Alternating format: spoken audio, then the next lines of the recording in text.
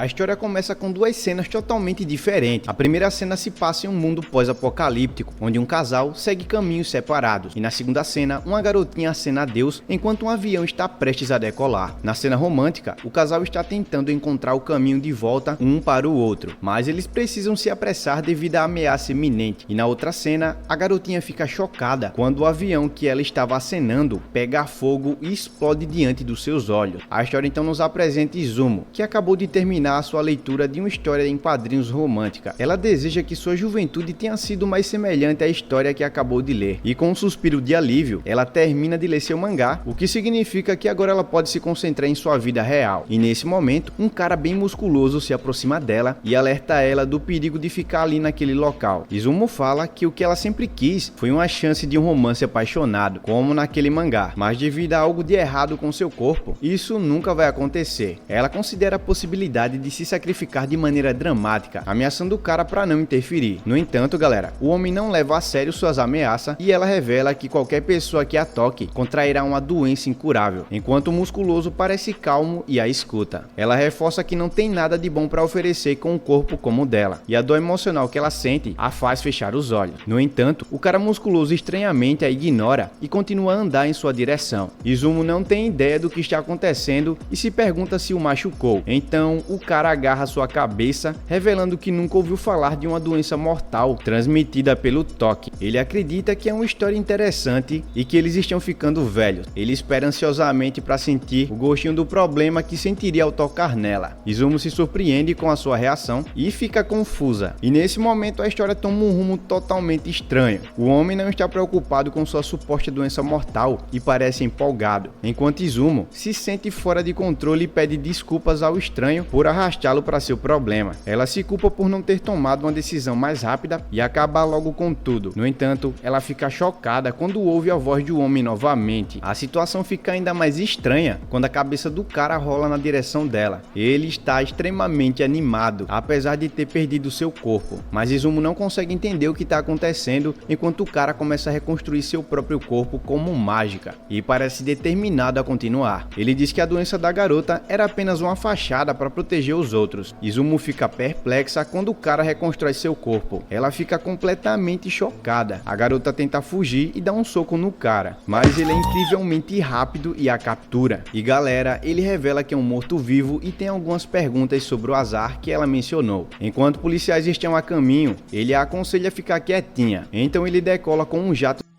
impressionando com suas habilidades de salto. Izumo tenta fugir novamente, mas ele a captura mais uma vez. Izumo rapidamente lembra o cara que ele está tocando nela e que provará seu azar novamente, enquanto ele responde com calma, apontando que ficará bem, contanto que ele toque apenas suas roupas. Izumo pede que ele a deixe ir, mas ele insiste que quer mais informações sobre seu azar, enquanto a garota fica um pouco perturbada, mas logo percebe que de qualquer forma planejava morrer no mesmo dia. Ela afirma que suas ameaças não assustam, e o cara tem a ideia de girá-la de forma absurda para aumentar o sofrimento dela. Enquanto a garota passa mal, ela suporta todo o maluco e no meio da loucura ela concorda em contar tudo para ele. Ela começa sua explicação que há 10 anos atrás, quando ela tinha 8 anos, seus pais estavam indo para o exterior a negócio e ela estava se despedindo deles. Disseram que ficaria fora por uma semana e a abraçaram antes de partir. E meia hora depois, o avião deles encontrou um problema inesperado no motor, resultando na de todas as 270 pessoas a bordo, incluindo os pais dela. Foi então que ela descobriu que as pessoas que a tocavam acabavam se machucando, revelando que ela causou o que aconteceu com seus pais. E isso a levou a cobrir completamente a pele, do pescoço aos pés. Ela está tendo dificuldades para contar a história, pois é um assunto muito pessoal. A garota percebe que está compartilhando isso com um completo estranho, mas ele do nada abraça ela, enquanto a garota se pergunta se ele realmente está ouvindo o que ela está dizendo. O cara parece entender apenas que tocá-la traz azar e está determinado a testar isso. Izumo fica louca quando ele tenta tocá-la novamente, mas ele a interrompe e sugere que eles podem prosseguir com o processo. Ele revela que seu objetivo é causar um golpe de azar ainda maior. Izumo alerta que ele precisa correr enquanto pode, mas é tarde demais, galera. E de repente uma caixa cai do céu, transformando o cara em papa de banana. E nesse momento Izumo aproveita a oportunidade para fugir do maluco achatado. No entanto, ele se regenera rapidamente e não está satisfeito com com os resultados. E infelizmente a garota escorrega em uma casca de banana e cai do prédio. E enquanto o cara faz seu lanchinho da tarde, Izumo tá desesperada ao perceber que sua mãe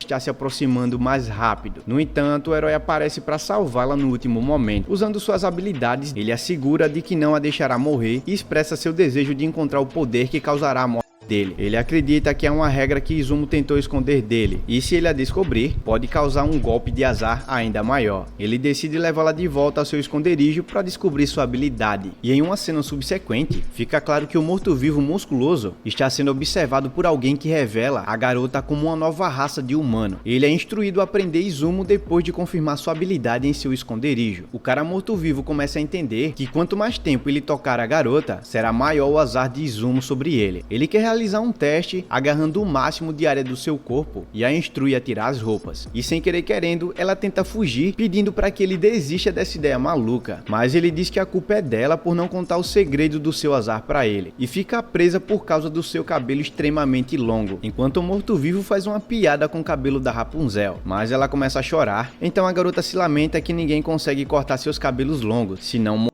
mas seu amigo zumbi já fez um curso de beleza na Embeleze e decide ajudá-la cortando seus cabelos. Ele afirma que enquanto estiver tocando ela, sabe que nada de ruim vai acontecer, então promete que vai deixá-la bonitona. Mas ela reforça que quando ele parar de tocá-la, uma grande onda de azar cairá sobre ele. Quando ele a interrompe e fala com segurança que tanto faz, pois ele já é um morto-vivo. O cara é estilista de moda e termina o serviço rapidinho. Ele tenta mostrar o resultado para ela, mas a garota sem querer querendo olha no espelho e fica feliz e agradecida com o resultado, enquanto o morto-vivo tá mais animado do que nunca, pois ele passou 15 minutos segurando ela, então espera que caia uma maldição muito louca sobre ele. E para nossa surpresa, galera, ele perde a cabeça de novo, enquanto o cara de terno preto, com seus capangas de Deadpool contratados na Shopee, aparecem do nada. E antes que seja revelado quem são esses caras, o chefe deles afirma que prenderá um morto-vivo em uma cápsula especial. A garota assustada pergunta por que estão fazendo isso, enquanto ela é algemada. Ela pensava que seria salva por eles, mas os caras começam a rir dela e explica que o trabalho deles é controlar pessoas excluídas como ela, que faz de um mundo um caos. A garota fica mais nervosa e não sabe do que ele está falando, mas ele continua e revela que ela tem uma habilidade única. Eles sabem que sua habilidade anula a sorte de quem a toca, e como consequência, essa pessoa vai pro além. Essa seria uma habilidade perfeita para crimes, porém, tocá-la através de um pano mantém a pessoa segura. Ele afirma que esse é o ponto fraco da sua habilidade, uma vez que seria fácil combatê-la usando luvas. Então a garota desconfia que eles querem usar seu poder como uma arma para cometer crimes, enquanto o chefe acredita que o morto-vivo também queria usá-la do mesmo jeito, sabendo que se ela se tornasse aliada dele, seria uma arma mortalmente perigosa. Então Izumo finalmente fala e diz a eles que eles estão errados. Ela explica que embora tenha conhecido o morto-vivo, ele só usou seu azar em si mesmo para que apenas ele pudesse morrer. Ela proclama que seu novo amigo zumbi não é nada parecido com ele, mas o cara de preto não tá nem aí pra isso, galera. Ele adverte que ela cuide de sua boca, já que não hesitaria em se livrar dela em vez de capturá-la. Izumo começa a chorar porque, ao contrário de todos os mortos-vivos, ele a tocou sem nenhum pingo de medo. Ela se culpa por isso acontecer porque ele cortou seu cabelo. Ela agradece ao morto-vivo e então, quando o cara de preto segura o morto-vivo, eles são atingidos por um raio. Os capangas de Shopee se perguntam se foi o azar dela, mas ela é determinada que não foi, porque os requisitos não foram atendidos. Eles assumem que foi um golpe de azar mesmo, mas ela diz que eles estão errados. A garota está animada ao ver que o morto-vivo retornou, e o foguete de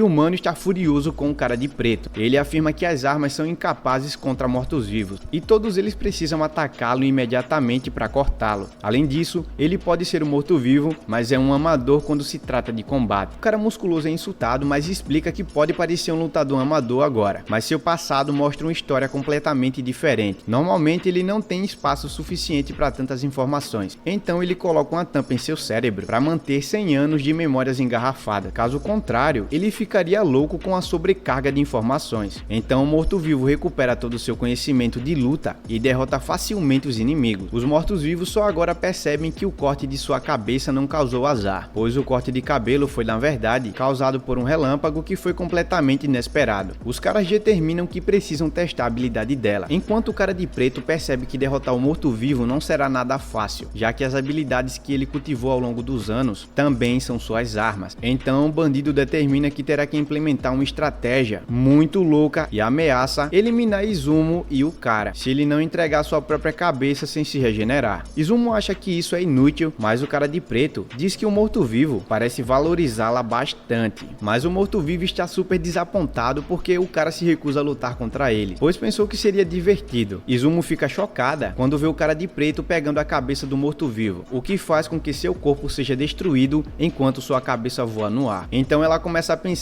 como desencadear um golpe de azar maior ainda. Ela se liberta do cara de preto, mas pensa que seu plano pode não dar certo. Ela salta no ar e dá um beijo na cabeça do morto-vivo, deixando o cara de preto se perguntando por que ela fez isso. Ela diz a ele que não foi nada de especial, apenas pensou que seria bom deixar todas as preocupações de lado e tocar alguém. Ele sabe que seu azar está chegando, enquanto o cara de preto não tem ideia do que ela está falando. Então o morto-vivo sai para se regenerar e diz ao bandido que ele está acabado. Ele explica que o momento em que o bandido bateu neles, a sorte dele acabou. Então o meteorito cai e destrói completamente o edifício, fazendo Izumi ficar preocupada com o zumbi. No entanto, galera, ele logo aparece da fumaça com seu coração bem alegre. Sua atitude nunca muda, pois ele afirma que nunca tomou um meteorito no rosto antes. Ela fica feliz em ver que ele está vivo, enquanto ele a elogia por sua boa sorte. Mas essa sorte eu é que não queria ter. Os dois finalmente se apresentam, enquanto o morto-vivo não tem um nome real. Então Izumo decide dar um nome para ele, chamando ele de Andy. Mas ele ainda está surpreso ao ver que somente um beijo causou toda aquela destruição. Galera, eu tô muito hypado para trazer aqui a continuação desse anime, então já deixa teu like e se inscreve, porque eu vou trazer a continuação logo. E é claro, comenta aí se você está curtindo também. E agora escolha o vídeo top que eu deixei aí na tela e a gente se vê lá.